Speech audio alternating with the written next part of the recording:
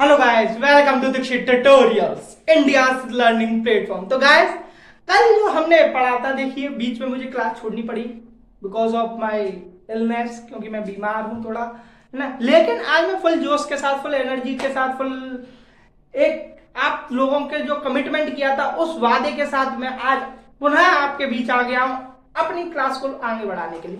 तो कल हमने दांडी मार्च के बारे में बता दिया था, ठीक है।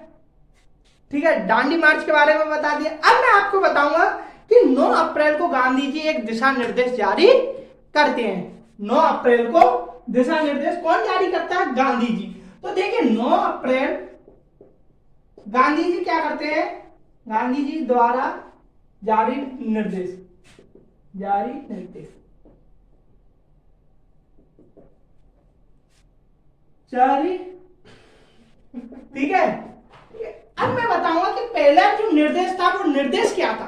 ठीक है, जो पहला निर्देश था कि जहां कहीं भी संभव हो, जहां कहीं भी संभव हो वहां नमक कानून तोड़ा जाए। तो पहला पॉइंट क्या है कि जहां कहीं भी संभव हो वहां नमक कानून तोड़ा जाए, नमक कानून तोड़ा जाए। कौन बोलता है ये? बोलो, गांधी जी। आइए दूसरे पॉइंट पे। दूसरे पॉइंट पे बोला जाता है कि शराब की दुकान हो, ठीक है, या विदेशी कपड़े की दुकान हो, या अफीम के जो भी ठेके हो, उनका क्या किया जाए? विरोध प्रदर्शन किया जाए। ठीक है, तो यहां लिख देता हूं विदेशी दुकान, विदेशी कपड़े की दुकान, दुकान, शराब, अफीम के ठेके, अफीम के ठेके, अफीम के ठेकों पर धरना प्रदर्शन किया जाए, प्रदर्शन किया जाए। कौन निर्देश दे रहा है ये? गांधी जी। किसके आंदोलन में? सवर्ण अवज्ञा आंदोलन में, ठीक है। तीसरा पॉइंट जल्दी से बताइए क्या है? यदि हमारे पास पर्याप्त शक्ति हो, यहां लिख देता हूं, अगर हमारे पास पर्याप्त शक्ति हो तो करों की अदायगी का विरोध कर सकते हैं। अगर हमारे पास पर्याप्त शक्ति है, पर्याप्त शक्ति है तो करों की अदायगी का विरोध कर सकते हैं, करों की अदायगी का विरोध कर सकते।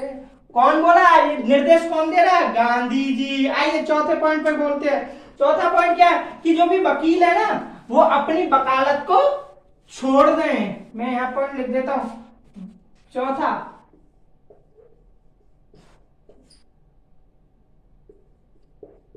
वकील अपनी वकालत छोड़ दें। कौन बोलता है?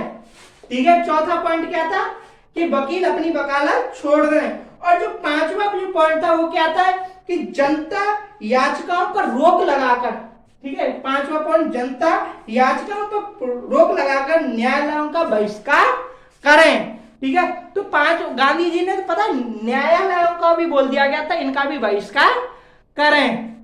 ठीक है, बहिष्कार करें। और उन्होंने बोला कि अगर न्यायालय, देखो होता है ना, अगर न्यायालयों का बहिष्कार किया जाएगा तो कहीं ना कहीं तो न्याय होगा।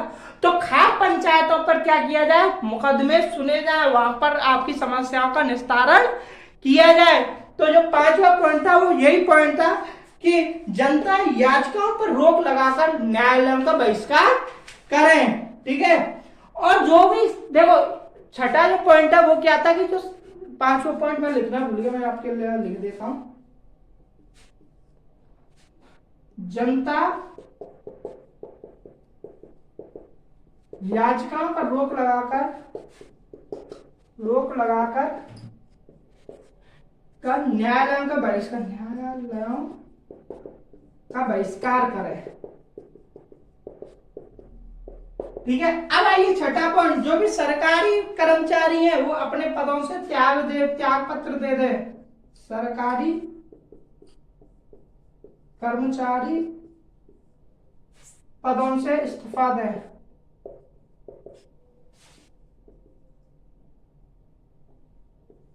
इस्तीफा। ठीक है, कौन बोलता है ये? छठा पॉइंट गांधी जी ये निर्देश जारी कर रहे हैं।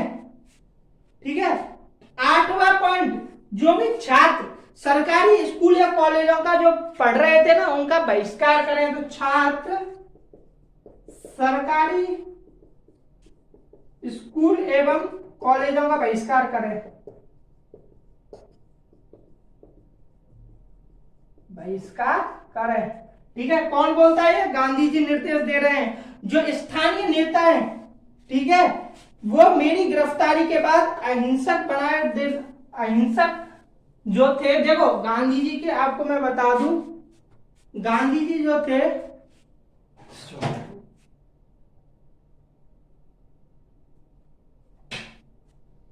देखो जो गांधी जी थे ना वो अहिंसक के समर्थक थे, तो इन्हें पता था कि अगर उनकी गिरफ्तारी की जाएगी, देखो उन्हें पता था क्योंकि उन्होंने क्या किया था, नमक कानून का विरोध, नमक कानून को तोड़ा था।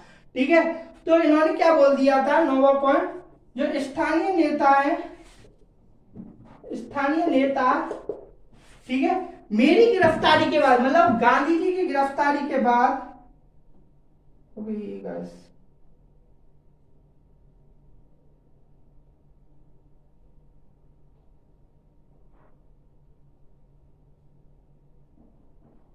स्थानीय नेता गांधी जी की गिरफ्तारी के बाद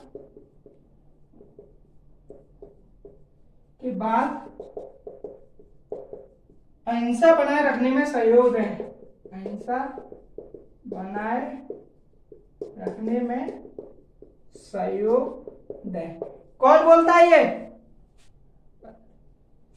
ठीक है, कौन बोलता है ये? गांधी जी। गांधी जी की गिरफ्तारी के बाद वो बोलते हैं अहिंसा। ठीक है, जो 10वां पॉइंट था वो क्या था कि इन सभी कार्यक्रमों में सत्य एवं अहिंसा को सर्वोपरि रखा जाए।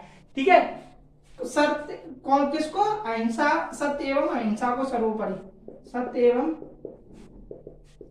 अहिंसा को सर्वोपरि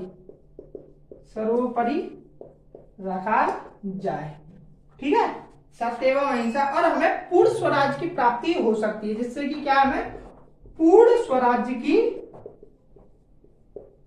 प्राप्ति हो सकती है। ठीक है, कौन बोलता है? गांधी जी ने ये निर्देश दिए थे। अब देखिए जुलाई 1930 में क्या होता है, जो उस टाइम का जो वायसराय था लॉर्ड इरविन, देखो लॉर्ड मत बोला करो, इन्हें कोई अच्छा काम नहीं किया इन लोगों ने। ठीक है, तो वायसराय तो इरविन था। जुलाई 1930 में इसने क्या किया, गोलमेज सम्मेलन का प्रस्ताव भी रखा। ठीक है, और इसने बोला कि हम डोमिनियन स्टेट की मांग पर चर्चा करेंगे। डोमिनियन स्टेट की मांग पर चर्चा करेंगे। कौन बोलता है ये? कौन बोल रहा है? जो इरविन था, वायसराय इरविन, वो बोलता है। तो देखिए ये कब होता? जुलाई 1930 में। तो लेकिन क्या होता है कि अगस्त 1930 में गांधी जी से मिलने, ठीक है, मोतीलाल नेहरू और जवाहरलाल नेहरू कहा जाते हैं? यरवदा जेल में जाते हैं मिलने के लिए, क्योंकि उन्होंने, देखो अगस्त 1930 में मोतीलाल नेहरू एवं जवाहरलाल नेहरू गांधी जी से मिलने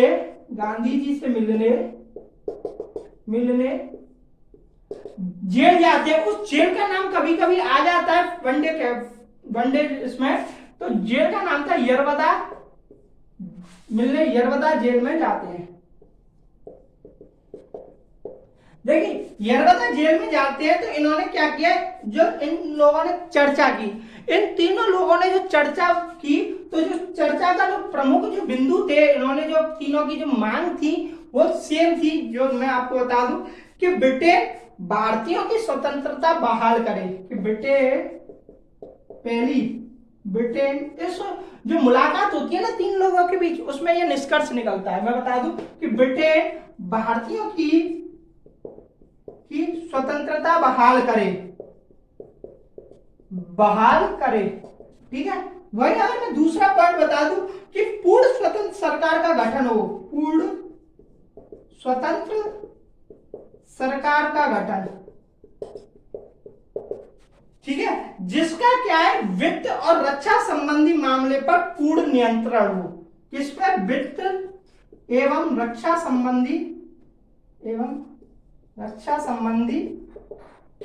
मामलों में पूर्ण नियंत्रण,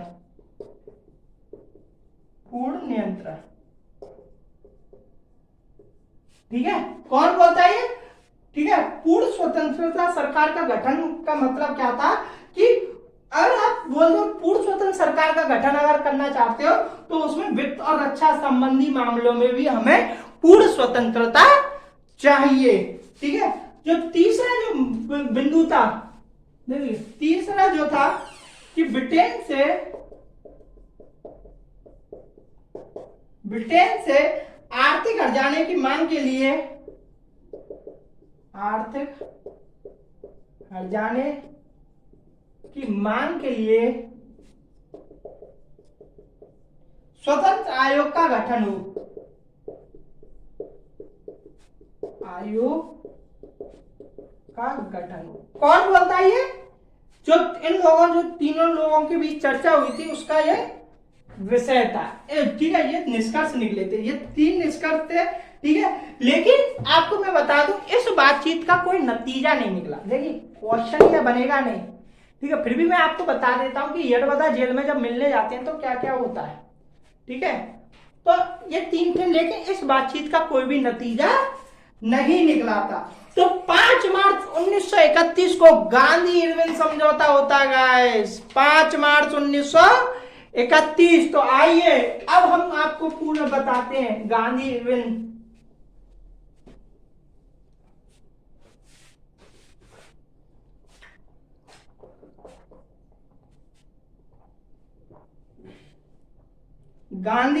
समझौता। गाइस थोड़ा पानी पी लो, आप भी पिए, मजे करिए।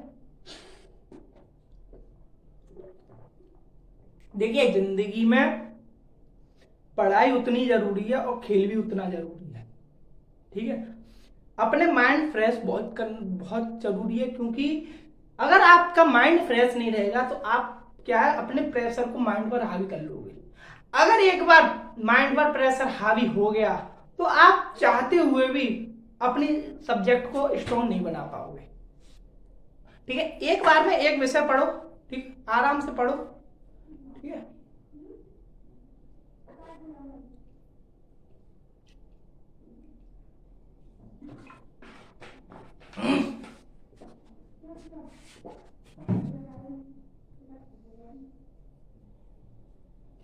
गांधी इरविन समझौता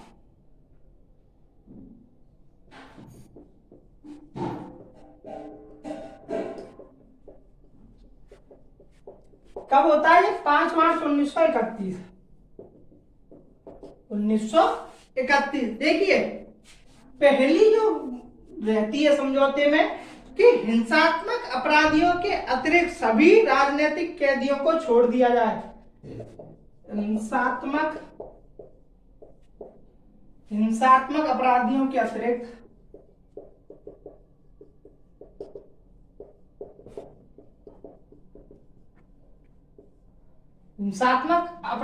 अतिरिक्त सभी राजनीतिक कैदियों को छोड़ दिया जाए, ठीक है। वहीं अगर दूसरा पॉइंट मैं आपको बता दूं कि अपहरण की संपत्ति वापस कर दी जाए, अपहरण की संपत्ति वापस कर दी जाए, ठीक है। जो तीसरा पॉइंट था कि विभिन्न प्रकार के जुर्मानों की वसूली को स्थगित कर दिया जाए, विभिन्न प्रकार की वसूली को स्थगित कर दिया जाए,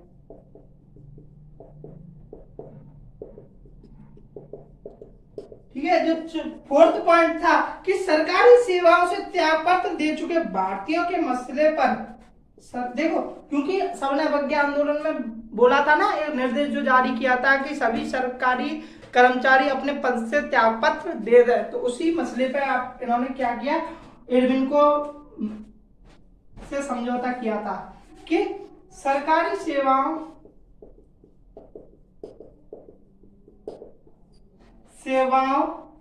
से त्यागपत्र दे चुके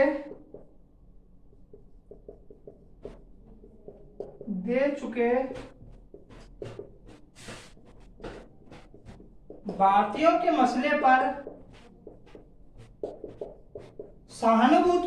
सहानुभूति पूर्वक विचार विमर्श किया जाए। सहानुभूति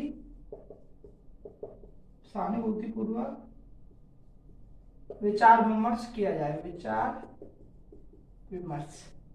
ठीक है, सहानुभूति पूर्वक क्या किया जाए, विचार विमर्श किया जाए। देखिए, और जो पांचवा जो पॉइंट था, वो पांचवा पॉइंट था कि समुद्र तट की एक निश्चित, मैं आपको यहां लिख देता हूं, सीमा के भीतर ही क्या है, नमक तैयार किया जाए। पांचवा कौन था,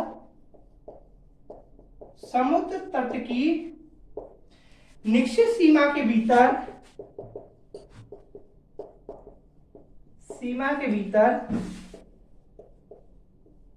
नमक तैयार करने की अनुमति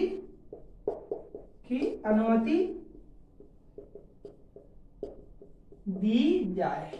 ठीक है, जो छठवां पॉइंट था वो क्या था कि मदिरा, अफीम और विदेशी वस्तुओं की दुकानों के सम्मुख शांतिपूर्वक विरोध प्रदर्शन करने की अनुमति दी जाए। तो कौन कौन सी, क्योंकि क्या है कि जब निर्देश जारी किया था तो उन्होंने बोला था ना कि धरना प्रदर्शन दो इन दुकानों के सामने, तो इन्होंने भी बोला कि जो समझौते में एक समझौता जो हुआ था वो कौन सा था, मदिरा, अफीम एवं विदेशी कपड़ों की दुकानों के सम्मुख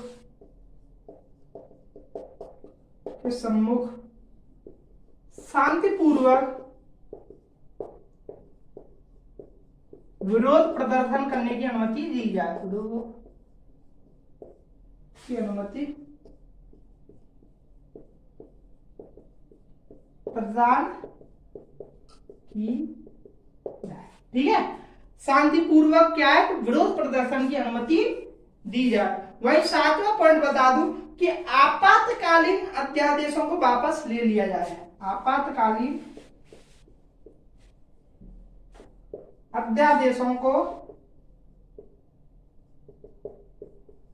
वापस ले लिया जाए। ठीक है, अब मैं आपको बता दूं, देखो ये थे 7 पॉइंट। ठीक है, अब क्या है कि गांधी जी ने जो और भी मांग रखी थी, लेकिन 2 ऐसी मांग थी जिनका क्या है, इरविन ने मना कर दिया कि हम इनको नहीं मानेंगे। देखो कौन कौन सी थी, मैं आपको बता दूं, यहां पॉइंट लिख देता हूं। ठीक है, इसी में एक पॉइंट लिख देता हूं कि इरविन ने गांधी जी की बात अस्वीकार की। अब कौन कौन सी बात अस्वीकार की, देखो पहला कौन था कि पुलिस ज्यादतियों की जांच कराई जाए। पुलिस ज्यादतियों की जांच कराई जाए। ठीक है, वहीं दूसरी जो मांग को अस्वीकार किया गया कि भगत सिंह एवं उनके साथियों को की फांसी की सजा माफ कर दी जाए। भगत एवं उनके साथियों की फांसी की सजा माफ की जाए। देखिए ये क्या है कि ये 2 जो पॉइंट थे वो क्या था, इरविन ने क्या कर दिया था, स्पष्ट रूप से मना कर दिया था कि हम इन बातों को नहीं मानेंगे। तो ये मुद्दा इतना भयंकर था कि गांधी जी को पब्लिक का क्या किया, पब्लिक ने इतना बोला कि गांधी जी की वजह से ही, बहुत लोग ऐसे बोलते हैं, आज भी बोलते हैं कि अगर गांधी जी चाहते तो फांसी रुकवा सकते थे। देखिए उन्होंने कोशिश की, अपने अनुसार क्या उन्होंने कोशिश की थी, ठीक है, लेकिन वो क्या है इरविन ने अस्वीकार कर दिया था, ठीक है। तो गांधी जी को बेहद विरोध प्रदर्शन झेलना पड़ा था, गांधी जी को काले झंडे तक दिखाए गए थे। किस वजह से? क्योंकि इसी वजह से, क्योंकि इस बात को वो क्या है इरविन से अपनी इस बात को सहमति नहीं करवा पाए, इरविन को मना नहीं पाए इस बात के लिए कि भगत सिंह, राजगुरु और सुखदेव की फांसी रोक दी जाए, उस फांसी की सजा को माफ कर दिया जाए। इस वजह से गांधी जी को काले झंडे तक दिखाए गए थे, ठीक है। अब क्या है कि गांधी जी की ओर से देखो, ये तो क्या था, इरविन ने आश्वासन दिया था कि हम इन बातों को अमल करेंगे। देखो अब अमल करेंगे तो गांधी जी ने भी तो कुछ आश्वासन दिए होंगे, तो गांधी जी की ओर से आश्वासन, अब गांधी जी की ओर से क्या आश्वासन दिया गया था कि सवर्ण अवज्ञा आंदोलन स्थगित, सवर्ण अवज्ञा आंदोलन स्थगित। वही अगर दूसरा जो था कि कांग्रेस द्वितीय गोलमेज सम्मेलन पर इस शर्त पर भाग लेगी, यहां लिख देता हूं, कांग्रेस देखो प्रथम जब गोलमेज सम्मेलन हुआ था उसका तो बहिष्कार किया था कांग्रेस ने, मैंने आपको कल बताया भी दिया था प्रीवियस सेशन में। तो कांग्रेस द्वितीय गोलमेज सम्मेलन में इस शर्त पर भाग लेगी कि सम्मेलन में संवैधानिक प्रश्नों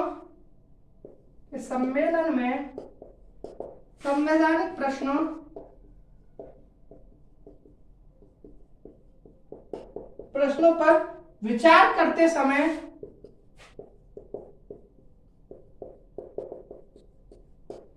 परिसंघ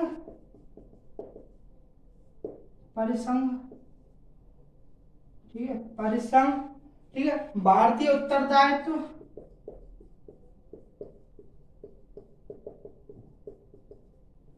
एवं भारतीय हितों के संरक्षण एवं सुरक्षा के लिए अपरिहार्य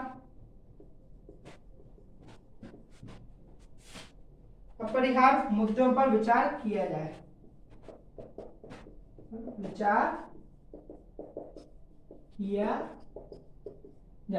इसके अंतर्गत क्या है कि रक्षा, विदेशी मामले, अल्पसंख्यकों की स्थिति तथा भारत की वित्तीय साख जैसे मुद्दे शामिल होंगे। इसमें बोल दिया गया था कि संवैधानिक प्रश्नों पर विचार करते समय का मतलब था कि आप हमें क्या कीजिए कि रक्षा हो, विदेशी मामले हो, अल्पसंख्यकों की स्थिति हो या भारत की वित्तीय साख जैसे मामलों पर भी हम बात करेंगे। उस मुद्दे का क्या नाम था, उस मुद्दे को क्या बताया गया था कि हम रक्षा संबंधी मामले में भी बात करेंगे, हम विदेशी मामलों में भी बात करेंगे, हम अल्पसंख्यकों के मुद्दे पर भी बात करेंगे, ठीक है। अब आपको मैं अब बताऊं कि कांग्रेस का कराची अधिवेशन, ठीक है, कांग्रेस का कराची अधिवेशन 29 मार्च 1931 को होता है, ठीक है।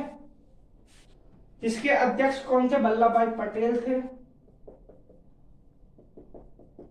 कांग्रेस का कराची अधिवेशन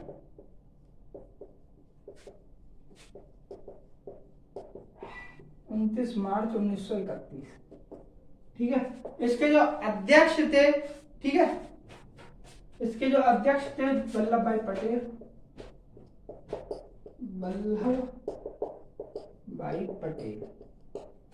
ठीक है, कौन थे? वल्लभ भाई पटेल। ठीक है, और जो प्रस्ताव, इसमें कुछ प्रस्ताव पास किए गए थे, लेकिन मैं आपको बता दूं इस कराची अधिवेशन में ही पहली बार पूर्ण स्वराज को परिभाषित किया गया। पूर्ण स्वराज्य को परिभाषित किया गया। ठीक है, पहली बार परिभाषित, देखो पूर्ण स्वराज्य की मांग तो पहले ही उठ गई थी, लेकिन परिभाषित कब किया गया था? कांग्रेस के कराची अधिवेशन में। और इस क्या हुआ, इससे 6 दिन पहले ही, 6 दिन पहले ही भगत सिंह, राजगुरु, सुखदेव को फांसी दे दी गई। ठीक है, अब मैं आपको बताऊंगा कि इस कराची अधिवेशन में कौन कौन से प्रस्तावों को पास किए गए। देखो मैं आपको बता देता हूं, ठीक है, कौन कौन से प्रस्ताव पास किए गए थे। ठीक है, प्रस्ताव, जो पहला जो प्रस्ताव था कि किसी भी तरह की राजनीतिक हिंसा का समर्थन न करने की बात दोहराते हुए भी, देखो उन्होंने पहले ही बोल दिया कि राजनीतिक हिंसा का हम समर्थन नहीं करेंगे, लेकिन इन्होंने क्या किया, ये बात पुनः दोहराई कि हम राजनीतिक हिंसा का समर्थन नहीं करेंगे, लेकिन फिर भी जो क्रांतिकारी वीरता एवं बलिदान की इन्होंने प्रशंसा की। राजनीतिक हिंसा का समर्थन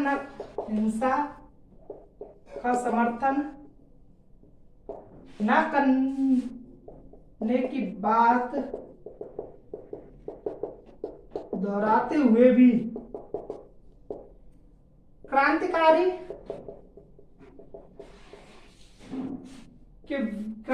वीरता एवं बलिदान की सराहना की।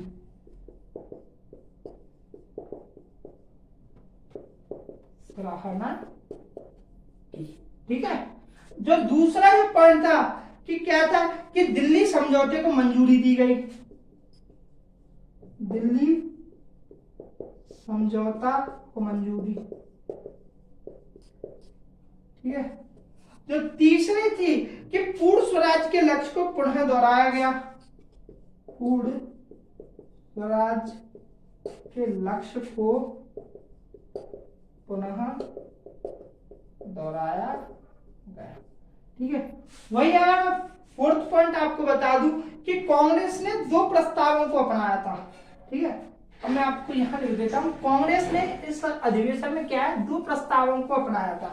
पहला था मौलिक अधिकार और दूसरा था राष्ट्रीय आर्थिक कार्यक्रम। प्रस्ताव कौन कौन से अपनाए? कौन से? मौलिक अधिकार, राष्ट्रीय आर्थिक कार्यक्रम।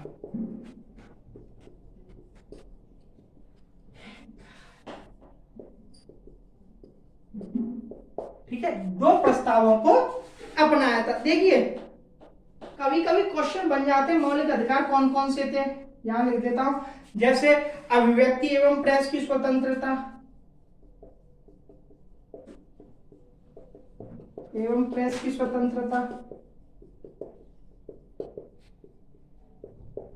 ठीक है, जो दूसरा जो पॉइंट है कि संगठन बनाने की स्वतंत्रता,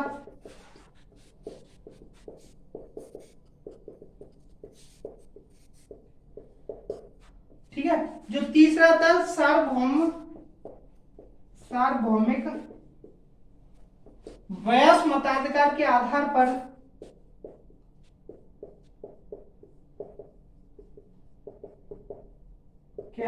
पर चुनावों की स्वतंत्रता।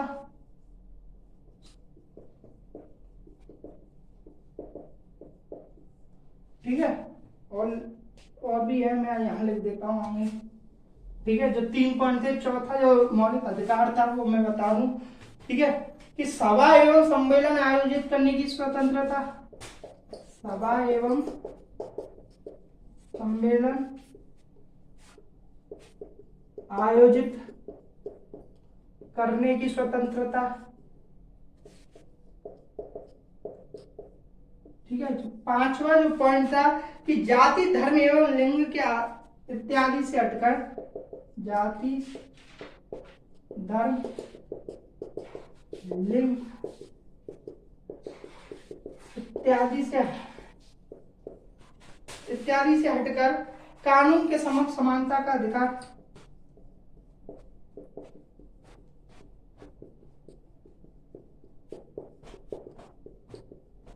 देखिए गाइस, जो आज का जो संविधान है ना, हमारे जो फंडामेंटल राइट्स दे रखे, मैं आपको पढ़ाऊंगा आर्टिकल 13, 14 से, ठीक है, इक्वलिटी के बारे में, ठीक है। तब मैं आपको बता दूंगा कि कैसे सभा एवं सम्मेलन करना, जैसे आर्टिकल 19 में हमें दे रखा है, ठीक है, ऐसे ऐसे मैं बताऊंगा। ये पॉइंट आप पढ़ना। मैं आपसे पूछूंगा कि कराची अधिवेशन में अगर हम देखा जाए कि सभा एवं सम्मेलन आयोजित करने की स्वतंत्रता के बारे में दिया गया था, तो अब वर्तमान में ये कौन से अनुच्छेद में है। तो मैं ऐसे क्वेश्चन बनाऊंगा, को रिलेट करवाऊंगा, ताकि आपके में क्या है कि क्वेश्चन को आप समझ सको, आपके माइंड में एक अंडरस्टैंडिंग पैदा हो सके। रटाऊंगा नहीं, आपके माइंड में अंडरस्टैंडिंग पैदा करवाऊंगा, ठीक है। तो पांचवा पॉइंट था जाति, ठीक है। जो छठवा जो पॉइंट था कि सभी धर्मों के प्रति राज्य का तटस्थवाद, जैसे बोलते हैं ना सेकुलर, सभी धर्मों के प्रति सरकार का तटस्थवाद, ठीक है, सरकार है राज्य का तटस्थ, ठीक है, भाव, ठीक है। जो सातवां था निःशुल्क एवं अनिवार्य प्राथमिक शिक्षा की गारंटी। अब मैं आपको बताऊंगा ये कौन से आर्टिकल में दे रहा है, 21A, ठीक है। मैं आपको बताऊंगा, को रिलेट करना बताऊंगा। निःशुल्क एवं अनिवार्य प्राथमिक शिक्षा की गारंटी, प्राथमिक शिक्षा की गारंटी, ठीक है।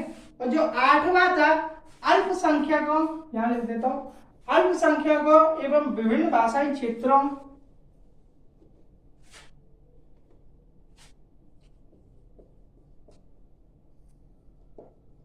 अल्पसंख्यकों एवं विभिन्न भाषाई क्षेत्रों की संस्कृति एवं विभिन्न भाषाई क्षेत्रों की संस्कृति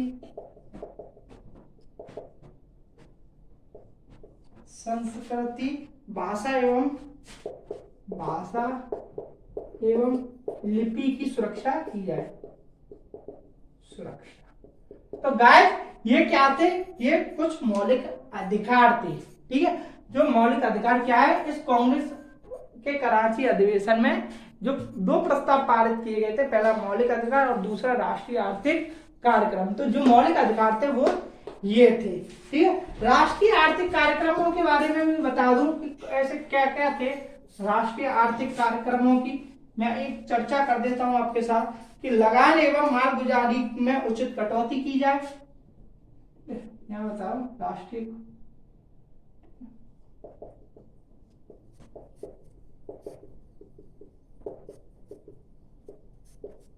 ठीक है। जो पहला था लगान एवं मालगुजारी में उचित कटौती, ठीक है। तो दूसरा पॉइंट था कि जो अलाव कर थे, ठीक है, यहां लिख देता हूं, अलाव कर जो तो को लगान से मुक्ति,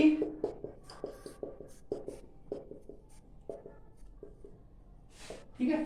जो तीसरा था कि किसानों को कर्ज से राहत,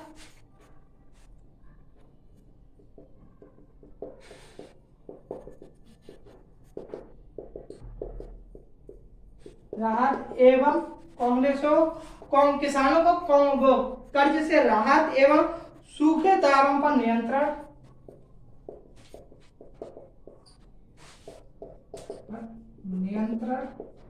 ठीक है।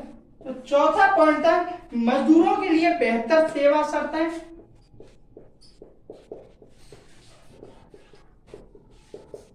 बेहतर सेवा शर्तें, ठीक है। महिला मजदूरों की सुरक्षा एवं काम को नियमित घंटे, महिला मजदूरों की सुरक्षा एवं नियमित घंटे,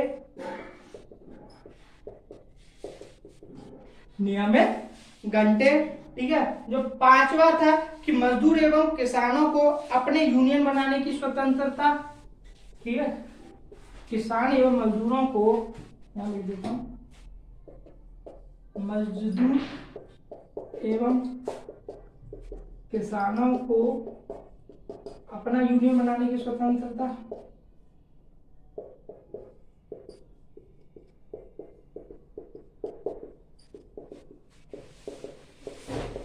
ठीक है। जो छठवा था कि प्रमुख उद्योगों परिवहन एवं खदान को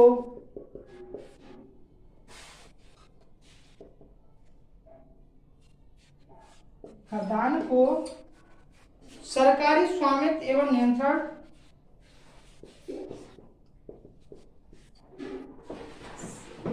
सरकारी स्वामित्व एवं नियंत्रण रखने का वादा, ठीक है। तो गाइस ये था जो राष्ट्रीय आर्थिक कार्यक्रम, ठीक है। अब हमने आपको पूरा बता दिया, पूरा सवर्ण अवज्ञा आंदोलन, ठीक है, कैसे गांधी इरविन समझौता होता है, हमने कराची अधिवेशन के बारे में भी पढ़ लिया। जो कल का सेशन है वो लूंगा मैं गोलमेज सम्मेलन, प्रथम गोलमेज सम्मेलन, द्वितीय गोलमेज सम्मेलन, तृतीय गोलमेज सम्मेलन, ठीक है। उसके बाद मैं आपको बताऊंगा कि द्वितीय सवर्ण अवज्ञा आंदोलन भी शुरू हुआ था, लेकिन वो इतना प्रभाव नहीं छोड़ पाया जितना पहला सवर्ण अवज्ञा आंदोलन ने छोड़ा था। ओके गाइस, अगर ये सेशन आपको अच्छा लगा हो तो अपने दोस्तों, यारी दोस्तों, भाई बहन, रिश्तेदारों के साथ क्या कर दिया करो, शेयर कर दिया करो, लाइक करना भूला मत करो। दीक्षित ट्यूटोरियल्स की टीम अपनी प्रतिबद्धता, अपना कमिटमेंट पूरा करने के लिए हर संभव प्रयास कर रही है। जय हिंद, जय भारत।